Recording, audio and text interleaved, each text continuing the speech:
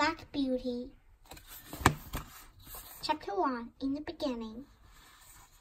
When I was very young, my life was gloriously happy. I got up with other girls by day and slept by my mother's side at night. But when I was 4 years old, a man named Square Gordon came to talk to my master, the horse breeder. He stroked my black coat and the white star on my forehead. "Beautiful," he explained. "Breaking in and I'll buy him." Then he touched the white patch on my back. "It's like a beauty spot," he said. "I'll call him Black Beauty." I shook with fear. I was going to be sold. Would I have to leave my mother? And what was breaking in? "You must learn to wear a saddle and bridle," my mother explained. Then the groom thrust a coat-tail ball into my mouth and held it there. With straps over my head and under my throat, there was no escape. At first, the ball frightened me, but with kind words and treats of oaths, I learned to get used to it. Just before I was taken to Square Gordon, my mother spoke to me for the last time. "Now, Black Beauty," she whispered, "be brave. All young horses must leave their mothers to make their way in the world. Just remember, never bite or rear or kick, and whatever happens, always do your best." When Square Gordon's groom arrived, he jumped on my back and we rode away. I cantered through twisting villages until we reached a long drive. Apple orchards stretched out on either side. The groom led me into a large, airy stable with plenty of corn and hay. A friendly whinny from the next door made me look up. A fat little pony with a thick mane and tail was poking his head over the rail. "I'm Merrylegs," he said. "Welcome to Budwick Park." "That was John who rode you here," Merrylegs went on. "He's the best groom around, and Square Gordon is the best owner a horse could have. You'll be happy here." A tall chestnut mare glared at Merrylegs. "Trouble is, no one knows how long good home well lost," she snapped. "I've had more homes than you had hot oats." "Meet Ginger," said Merrylegs. "She bites. That's why she kept getting sold, even though she's so handsome." And really, Ginger tore at the wisps of laying her mango. You don't know anything," she muttered. If you'd been through what I have, you'd bite too."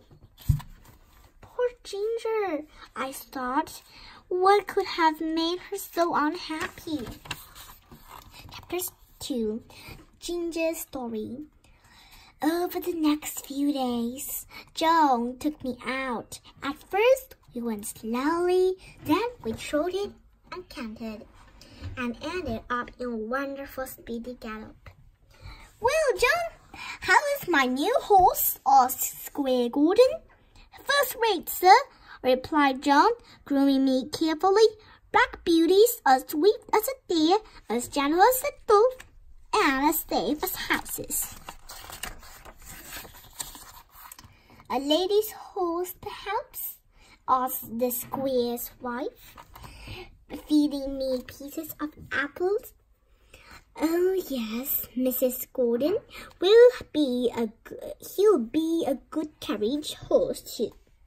We could try him out with Ginger," Joan suggested. So I was paired up with Ginger to pull the carriage during our journeys. She told me the story of her life. If I had your brain, I might be good-tempered like you. She began. My first memory is of a stone being thrown at me. Poor you, I said, but Ginger hadn't finished. When my first owner broke me in, he shoved a painful bit in my mouth. She went on, do what I say. I reared up in pain, and he fought me with his whip until blood poured from my flanks. And then he cut off my tail. Why? I cried. I noticed Ginger had no tail, but thought she must have lost it in an accident. Fashion, Ginger replied bitterly. Some people think horses look better with a stump. Now I have nothing to whisk flies away with. Delightful! She sighed.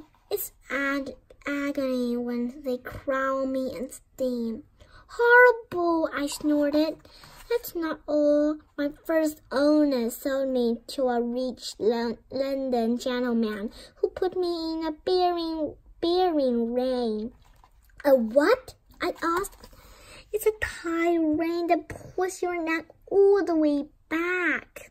Imagine your tongue pinched, your jaw jerked upright, and your neck on fire with pain. Everyone thought I looked wonderful, but oh, how it hurt. Kindness wheezes, not painful weeps, said Ginger. But we're lucky here, she said at last. Squire Gordon hates bearing reins, said Joan, and John is teaching young Joe, our new groom, to be just as good as he is.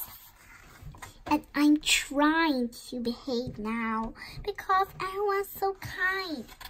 Chapter 3, Horses Know Best. Soon after this, Mrs. Gordon fell ill. We didn't see her for weeks. Then, one stormy night, John rushed to the stables. Best foot forward, Beauty, he cried.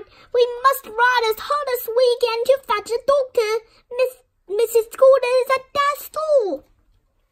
We galloped into the lashing rain, while thunder and lightning raged around us. Leaves and twigs danced in the air, torn from their branches by a savage wind.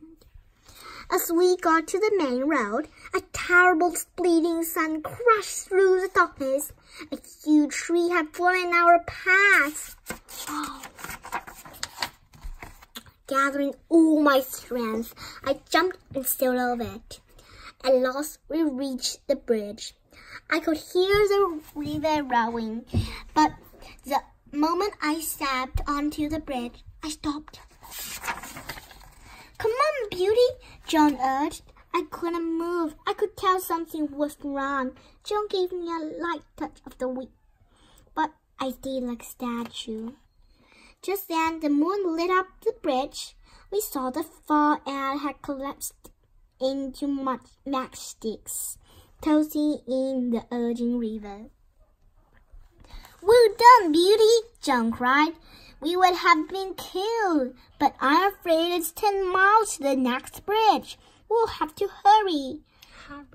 Hurry. You understand me? Don't you, Black Beauty? Gallop and get there. Gallop, I muttered to myself. Gallop and get there.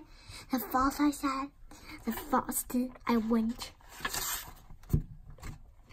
I raced home with both John and the doctor on my back. I've never been so tired in my life. You're steaming like a kettle, said young Joe. You're too hot for your blanket. Here, have some ice-cold water. All through the night, I shivered and sweated and longed for Joan to come. When he arrived, he was horrified. Joe, you've nearly killed Beauty, he shouted. He's caught a bad chill. You should have put on his blanket, and that ice string did him no good at all. I didn't know, Joe muttered sickly. Didn't know, Yao Zhong. You should make it your business to know. If you don't know, ask. Will he die? I hope not. I'm sorry, laughed Joe. I didn't mean to hurt him. With careful nursing, I recovered, but Joe never forgot the lesson he had learned. Today's end.